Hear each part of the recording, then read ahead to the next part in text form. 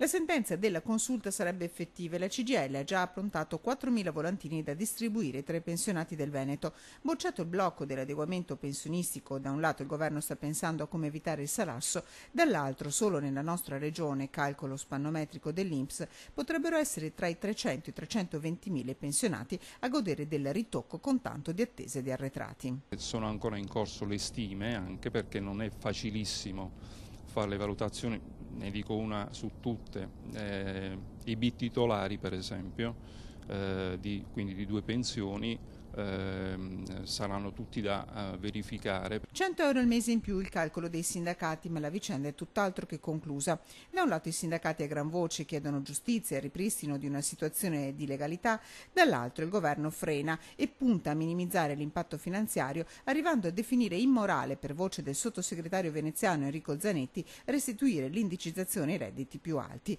Definitivo invece il bilancio sociale dell'INPS per il 2014, un anno di crisi, confermano i dati.